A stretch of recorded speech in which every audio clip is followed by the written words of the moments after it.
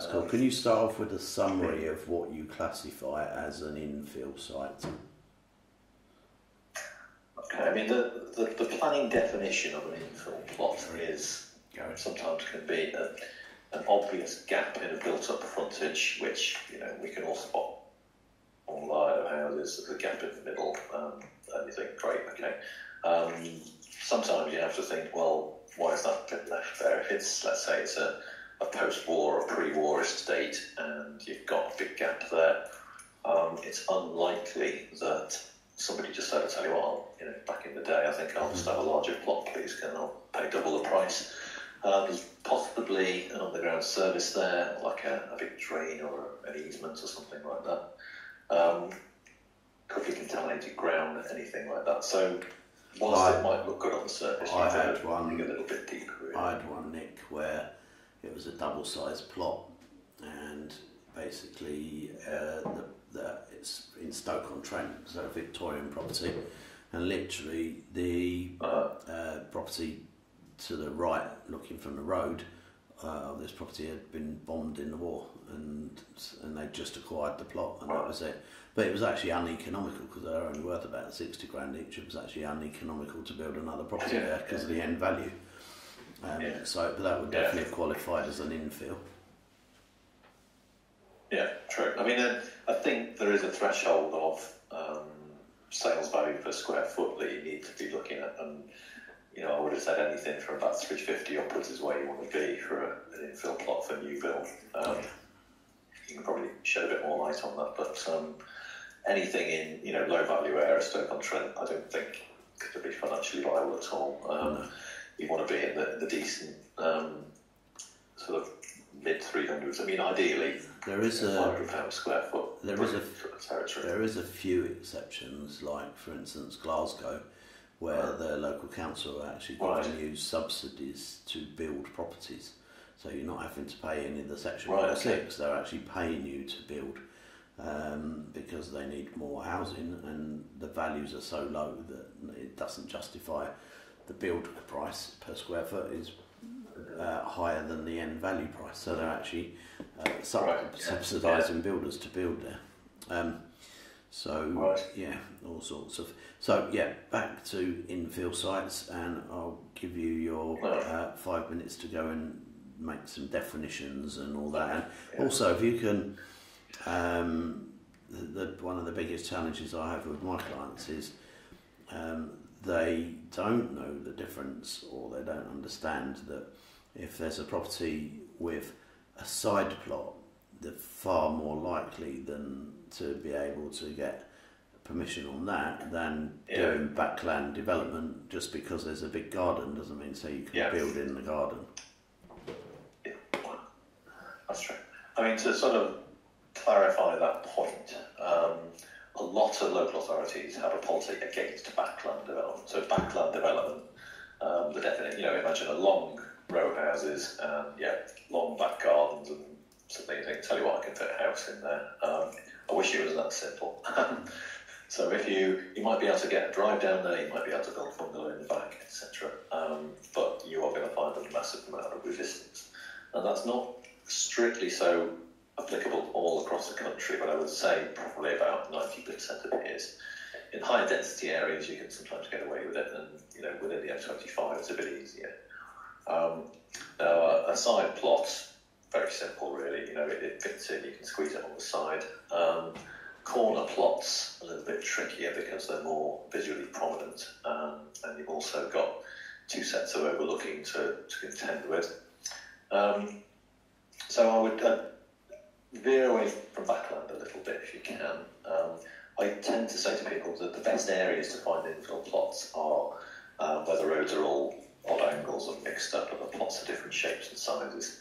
Sometimes you can find one with a bit of land around it, or even if it's got a garage on it, something like that. If you knock that garage down, could you squeeze a house in there? That's the sort of area that friend of mine had that, and he would on average get one builder knocking on the door a month or putting a letter through the letterbox asking about the potential of buying the plot. It's incredible how local builders are all over this stuff when they're out walking their dogs or whatever, they spot them. I've had a few mentees who've got away with things. We built one in the area that I can never remember the name, which is Croydon, which was really cool. And the side plot had a big shed on it and overhanging low trees, not anything that had TPOs on, and it had a pond and loads of bushes and overgrown, so it was just hidden. So that was one that was very, very nice. I remember you pointing that one out.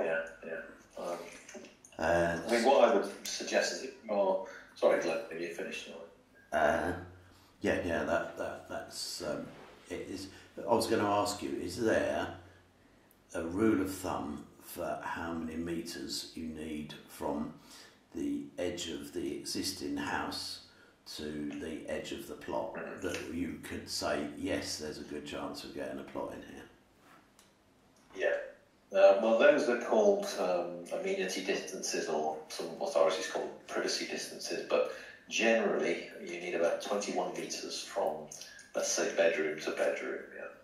So on the first, let's say, put a two-storey house, one back bedroom looking at another back bedroom needs to be 21 or 20. No, I wasn't. 23 I wasn't talking about backland development. Okay, I was literally talking about building on the side of a property. So turning a detached property into two semis, because there's enough land on the side, where there might be a garage that you can knock down and convert.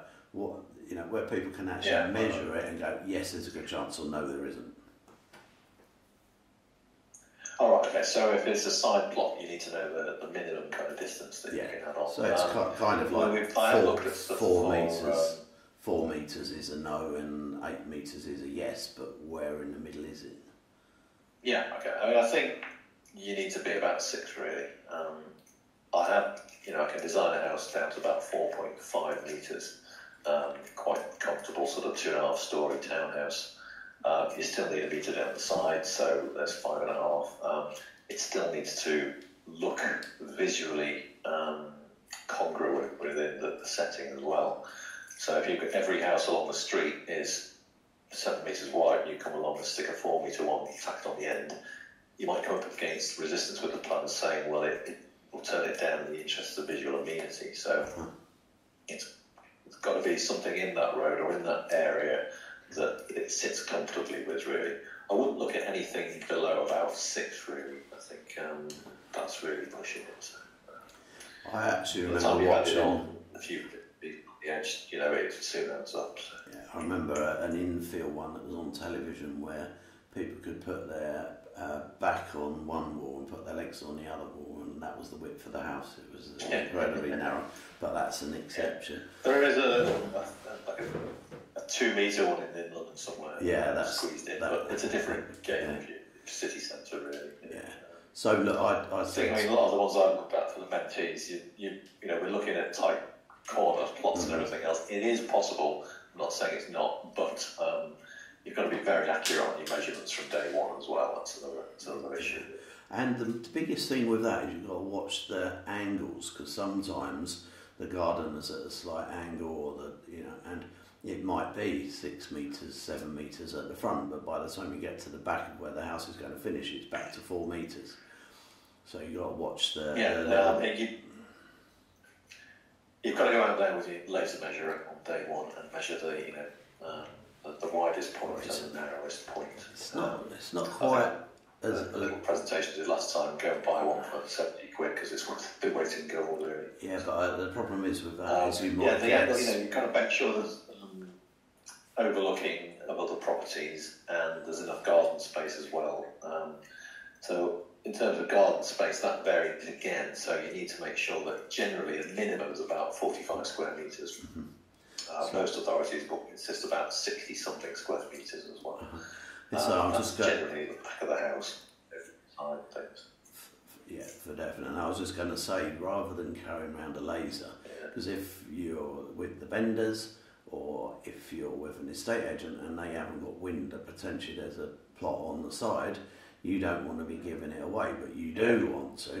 And what I did over the years is I learned to stride a metre with a stride, so I knew what it is, so that I could go, right, 4 metres, no, that's no good. 6 metres, that's just about. 7 metres, that's easy, yeah. And I could literally do that casually without the agent actually seeing what I'm doing. Obviously, you can come back. I always sort of say to me, oh, well, you know, I've got a motorhome or something like that. I just need to check if it fits on the side, that kind of thing. But, you could, yeah. But there's ways and means to do. Yeah, of course. You can also measure off Google Earth as well, and you can get a rough idea off Google Earth, but you can't be on the ground to work it all out. But yeah, I can make enough excuses to work out things. Okay, we've got. I'm going to say something about. Sorry. Yeah, go on. I was going to do a little bit about what to look for, from your Google Earth search. So, let's say you see something on Rightmove or wherever, but the first thing I would do is check it out on Google Earth and see what's around it in terms of distance and things like that. So, if you look on Google Earth Pro, there's a little ruler icon right at the top. That will show you the exact distances to and from. So let's say you spot a site, you think, great, it's covered in trees, you can't tell what the boundaries are. If you look on ProMap or any sort of similar mapping system, it will give you for free where the exact boundaries are, within a couple of feet, really. And from that point, I would then start checking out how far away the neighbouring properties are. I know we touched on distance before. I was saying about the 21 metre rule. If you're designing a new estate, for example, let's say, right, we want 21, 22 metres between front to front. You can also reduce that down. Let's say you've got a bedroom window and it's staring at the side of the house at the back. You can normally get away with about 12 metres on that sort of scenario. So don't feel that you have to have 21 metres away from everything. It can change a little bit. If you're looking at a slopey site, that distance increases. So let's say you're building on the side of a hill and you've got a first floor windows looking right down into somebody else's house. 21 metres will need to. You mean like my increase, probably on a sort of rate of like the one you've got in books. Yeah, exactly. Yeah. It generally works on sort of every metre drop in height, you need to be another 2 metres away. So let's say, a flat site, you need to be 21 metres away. If there's a metre difference in plot level, you would need to add another 2 metres to that 21, so you'd be 23 metres away and so forth. So just beware of slopes and things like that.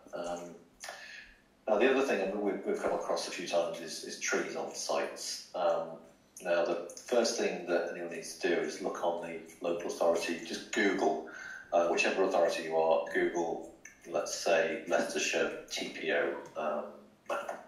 And if you dig down deep enough in that, there'll be a map with all the tree protection orders on it. And then you can see what's protected and what's not. Generally, you click on them and it'll tell you. So how can they find that again? To be honest, I just Google it where I'm looking, and eventually, if you click through all the layers of local authority policy and everything, you'll find the TPO map in there. It is a bit of homework, it's a bit of legwork, but it does pay off. That said, if a tree's protected, sometimes you can fell a protected tree. You just have to jump through a lot of hoops to do it, really. If you find a site, you say, yeah, there's trees all over it, there's no TPOs. Doesn't necessarily mean that you can come in on day one and chop all those trees down and right off into the sunset. When you apply for planning, there's a little box that says, are there any trees on the site or within falling distance of the site? And if you click no and it's full of them, well, you'll end up in a bit of bother, really. Some people try and get around it. They'll say, well, I'll tell you what, I'll chop all the trees down first and then I'll put a planning application in. That can sometimes work. I wouldn't advise it though, because it tends to get people's backs up. But what they're steering you towards is providing what's called an AIA, which is an arboricultural impact assessment, which is a posh phrase for a tree report. which is done by a tree guy known as an arboriculturalist. But aren't they all tree in huggers? these sort of instances, sorry? Aren't they all tree huggers, people that come and do the tree surveys? Yeah, the knacky is getting one that's, will hook them a bit less, really. Most of them become tree huggers because they like trees and tree guys, etc. The same with any profession, like an ecologist or anything like that. They become ecologists because they like newts and bats and everything else. You've got to find a realistic one that says, okay, well, yeah, the tree's in poor condition, it's past its best, so we can probably fell that. So it's a bit touch and go with that one. However, I can't stress the importance of getting a good tree guy on board fairly early. Now, a full report generally, on average, costs can be anywhere from about £500 to £1,000 to submit with you. And if you want to get around that, what I tend to say to people is, well, get one to come along when you visit the site. Come with you, pay them for an hour or so's work or plus travel time or whatever. So give them 100, 150 quid and say, come and have a look at these with me. Tell me whether I've got any chance or not, and get their opinion then.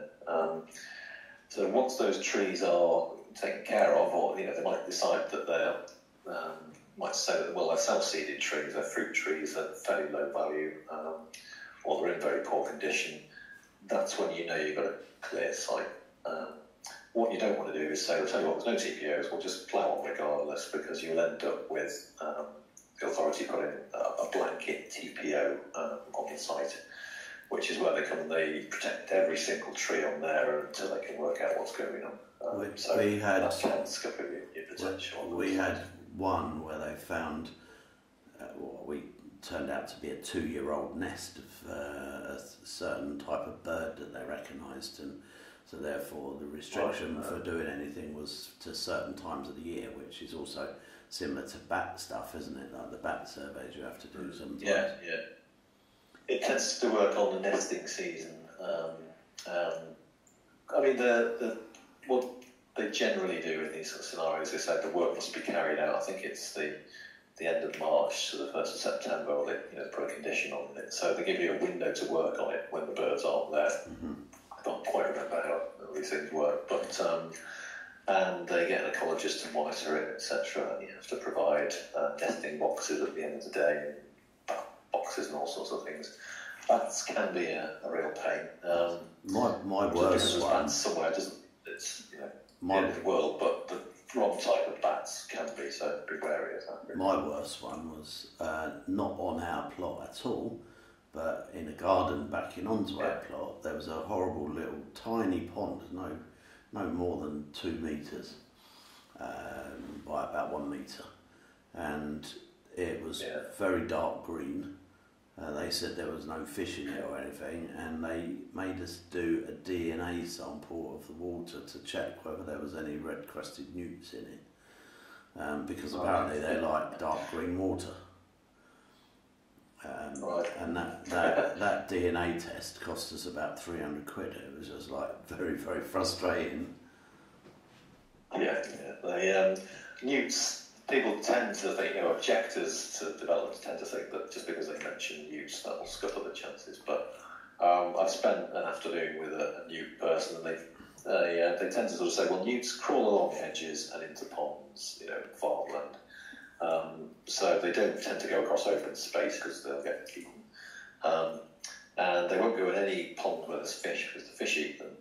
So the farmer that I was dealing with the next site visit threw a few big sort of koi carp in the pond before it got in, but I can't advise you do that at all. Where there was no newts in that pond, so that's good. You'll end up with my problem with my koi that I had in my lake at the end of my garden was I made sure they were all big enough so they didn't get eaten by the heron. And right in early spring, we had a visit from our local otters, and they pretty much over a period of a week wiped out the whole koi population, which was rather frustrating and very expensive.